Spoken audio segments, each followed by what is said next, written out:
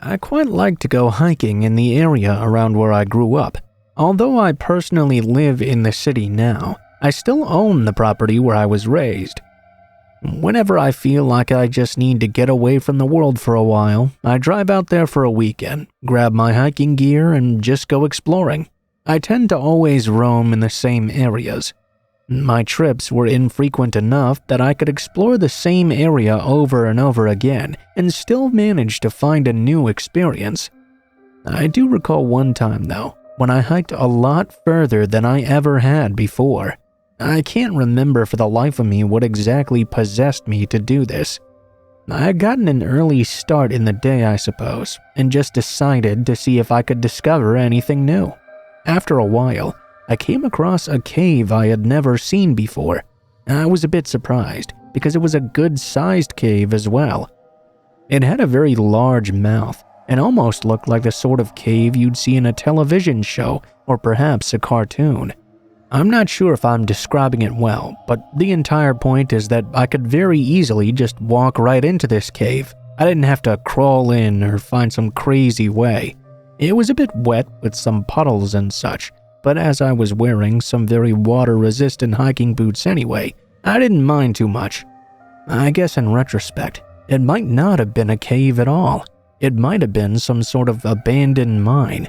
I really have no way of knowing for sure, so I decided to go ahead and try to explore a little bit. This cave had a very dank and humid feeling. There was also a really strong creepy factor to it. It almost felt like someone was watching me the entire time. I hadn't run into anyone at all while I was out hiking though, so I wasn't really concerned with that feeling that someone was watching me. I didn't believe there would be anyone in that cave anyway. I was surprised to find that it was actually really deep. I was able to walk further and further into it. The ceiling didn't decline in any dramatic way, but I could see a few stalactites. They weren't really big. I had to be careful to keep from bumping into them though. At one point, I turned around to check and see how deep I'd descended so far. I must have been about 50 feet from the door of the cave at that point. I made a mistake and kept walking as I was turned around looking toward the entrance. When I turned to face forward again, I'd nearly walked face first into one of the stalactites. I tried to catch myself, but as I did so, I lost my balance and fell face first into a puddle. I was a bit upset at my clumsiness, but luckily I hadn't gotten harmed in any way. Then though, as I began to pull myself out of that puzzle, I thought I heard the distinct sound of someone laughing. I shook my head, realizing I must have been hearing things, but as I listened closer, I began to hear it again. This time it was very clear and distinct. There was someone laughing at me. A single voice, giggling. Completely creeped out, I leapt to my feet and didn't even try to regain my composure. I hurried out of that cave as quickly as possible. The laughing continued from deep in the cave, but it got lighter as I rushed out to the entrance. The walk home was creepy as hell too. I mean, I didn't hear the laughing since I'd left the cave, but I could still feel I was being watched while out hiking. The memory of what happened followed me to my childhood home, and I had a difficult time sleeping in the house that night. I honestly didn't feel comfortable until I left my family home and returned to the city.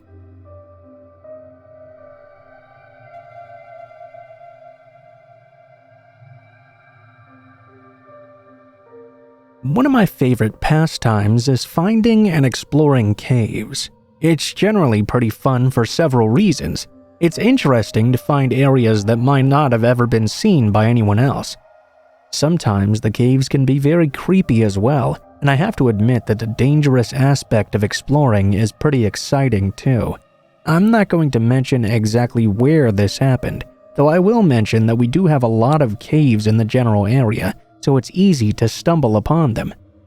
I really don't want someone to read this and think that cave exploring is a good idea, then run off and get themselves lost, hurt, or even worse, and blame me for it.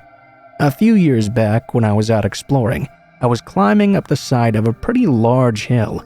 I noticed some strange rock formations that led me to believe there might be an opening for a cave. As I searched around, I found what I was looking for, and now I was pretty excited. The cave's entrance was rather short, however. There was no way I could get into it by walking. I would have to get onto my belly and crawl inside. This is actually pretty common, though of course there's no real guarantee the ceiling will rise, nor that there will be any sort of tunnel or compartment once I got in there. Half the fun, though, is finding that out. So, I got down on my belly and slipped myself into the cave. It was dirty and a bit wet, but hey, that's cave exploring for you. I quickly moved through it. I was able to move pretty quickly, because although the ceiling was low, it wasn't so narrow that I couldn't crawl at all. After a few minutes, I came to the end of the tunnel. There seemed to be a compartment at the very end. I reached over for my flashlight. I wanted to shine it into the cave to see what I was dealing with before stepping in. As my hand fumbled for it, though, I heard something that gives me chills to this very day. I heard a distinct voice call out from deeper inside the cave. "Get out of here right now, or else." I jerked and hit my head on the ceiling. I dropped my flashlight as a flash of pain shot through my body. Fortunately, although I was hurting, I'd not been knocked senseless. There was someone in that cave, and they did not want me there. I was going to leave. I scrambled on my belly, hands and knees, to reverse out of that cave as quickly as I could. It wasn't easy, and it took me many minutes. With each moment, each crawl forward, I expected someone to reach out and grab my ankle and start pulling me from behind. I expected whoever that man was to attack me and pull me back into the cave. I was pretty scared shitless, of course, but I made it out just fine, without my flashlight. I didn't care too much for that loss, though. I got up and ran far away. I don't know why someone would be hanging out in a random cave like that. Maybe some weird drug dealers making some illegal drugs, or something worse. I'm glad I didn't have to find out, though, and that's another reason I don't recommend doing this on your own. Trust me, you don't want to find out who someone like that is either.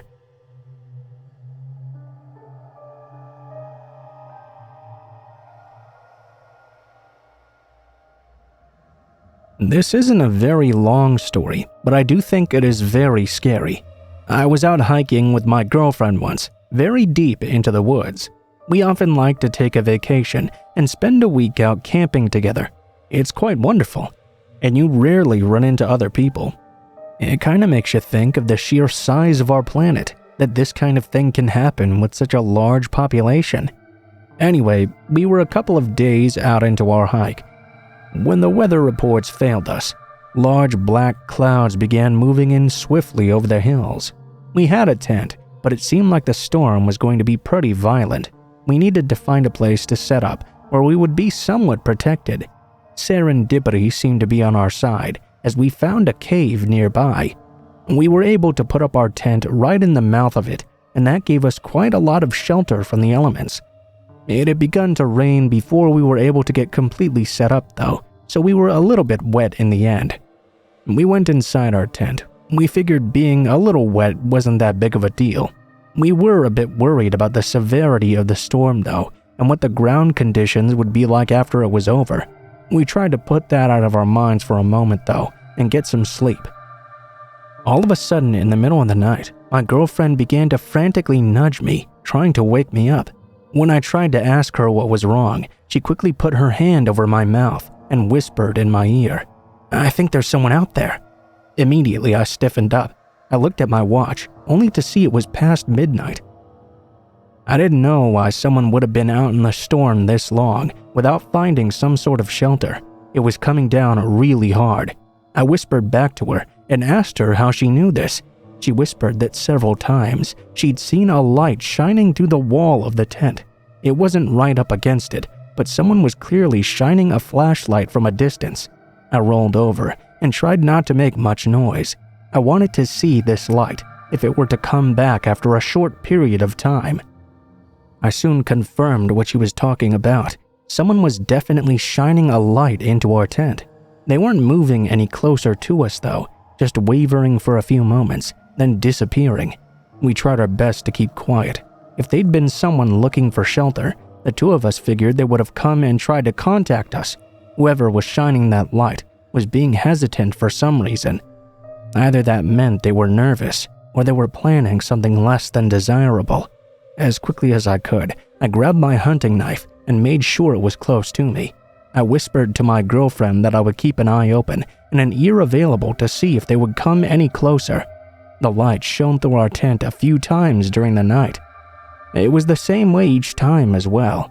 It would shine in as though looking at us, waver there for a few moments, then flash away in an instant. It came a little closer once or twice, but never came right up to us. I didn't move, but kept myself ever ready. Sometime after 3 a.m. though, it was gone. I didn't see it again after.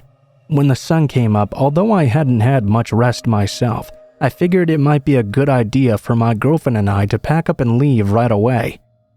My girlfriend opened up the tent and immediately screamed. I grabbed my knife and rushed over.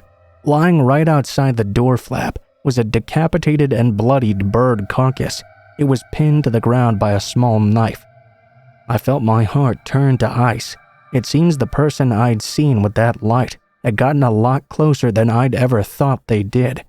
Because when we set up that tent, we'd set up the opening facing the inside of the cave.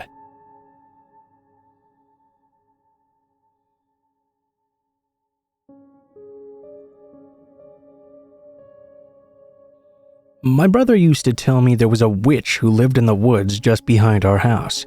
My brother was 8 years old at the time, and 8-year-olds are definitely more likely to believe in such things. At 14, though, I didn't believe in witches. I figured either he was just scared of the dark outside his bedroom window, or he'd seen something and mistaken it for a witch and let his imagination go crazy. He, however, always insisted it was truly a witch. I'm an indoors boy myself.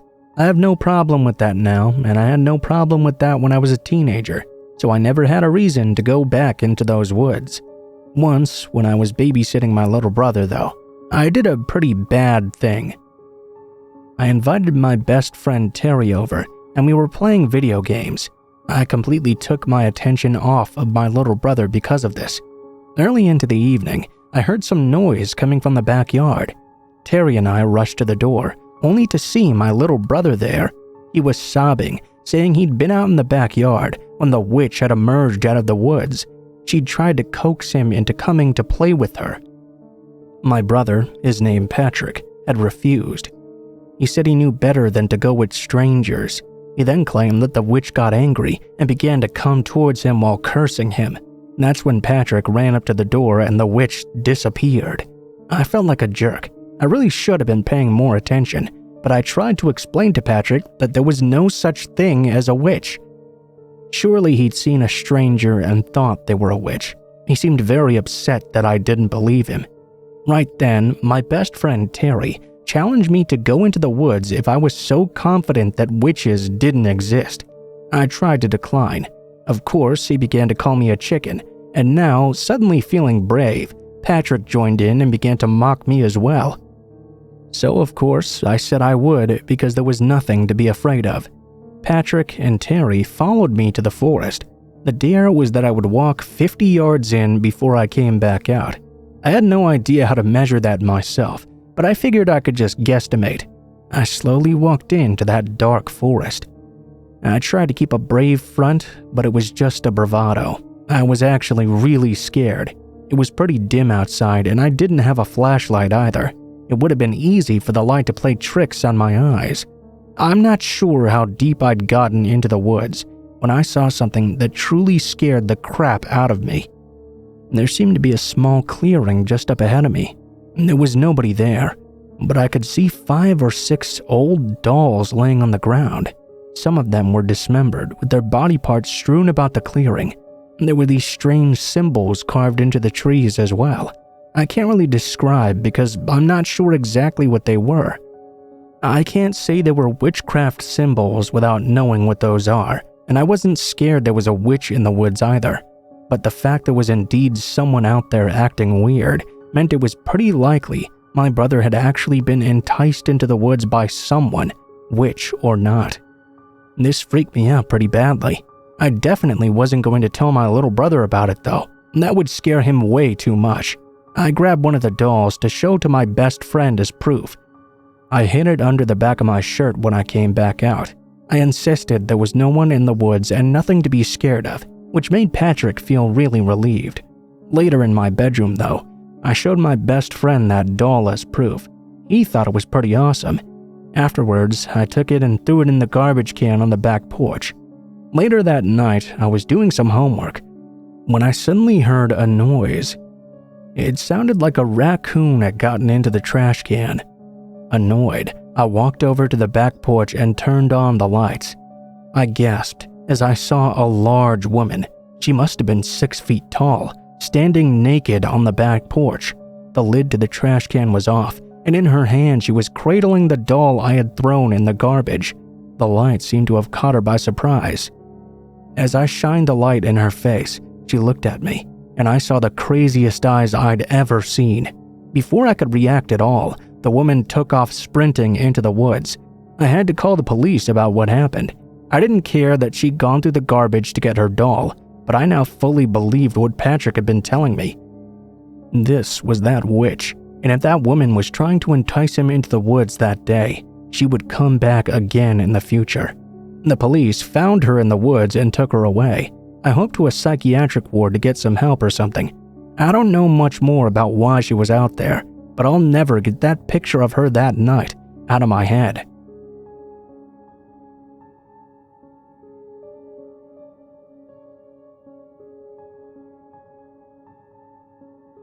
Birdwatching was an activity I usually enjoyed in the fall and would regularly go hiking in the local forest to do.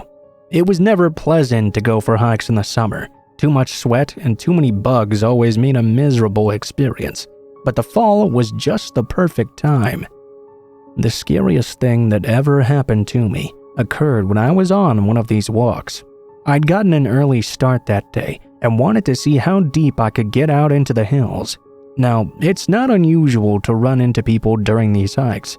Although the hills around us were rather deep with forest, fall was a popular time to go hiking. This day, I was out in the woods for several hours though, without seeing a single person. I was looking through my binoculars in a cardinal direction when I heard a twig snap not too far behind me. I jumped and spun around. I expected to see a small animal behind me, at worst, someone spying on me. But instead, to my surprise, I didn't see anything. I didn't think too much about it, because it really could have been anything making that noise.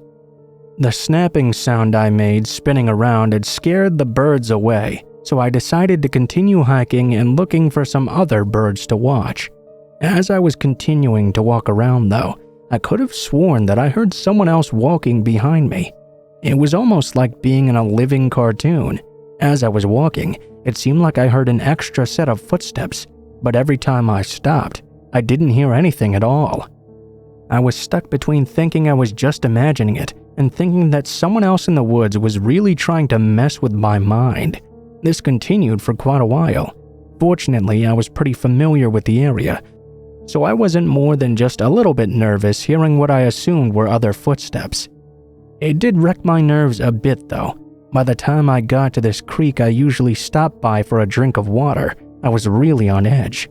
I walked into the creek, much happier to be hearing the sounds of flowing water rather than leaves. As I was about to bend down to get a drink, I noticed a bird call from the far side of the creek. While it was the bird that got my attention, it was what was beside the bird that kept it.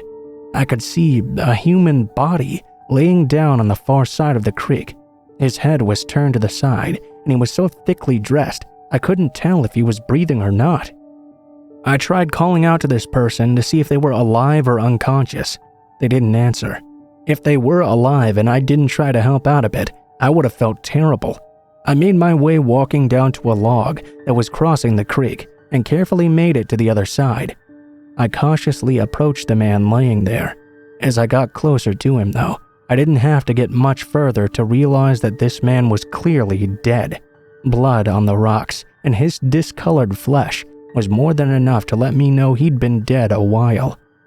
The way it was arranged made me pretty confident he'd been killed as well. Panicked, I quickly rushed back to the log and crossed back over. I was nervous and missed my footing though. I slipped and fell into the water. Fortunately, it was a shallow creek, and I only needed the log so I wouldn't get wet. I was soaked now, though. I got up and trudged out, and began making my way back out of the hills. At first, I was quite panicked, but that soon gave way to worry. I kept remembering the sounds of those footsteps as I'd made my way out of the woods. I began to hear them again, and when I sped up, hurried to get out, I could have sworn I could hear them keeping pace with me. I was convinced that someone was following me the entire time, but the worst part about it was that I could never find trace of them while it was happening, so I didn't know if it was real or all in my head. Regardless, I made it out of the forest without anyone trying to attack me. I had to report that body to the park rangers. I also let them know about me being followed, but I didn't really have any evidence other than my own paranoia to back that up. So, yeah, I have no idea if someone really was after me for seeing that, or if it was just my paranoia from what I'd seen. Either way, it was a pretty terrifying experience.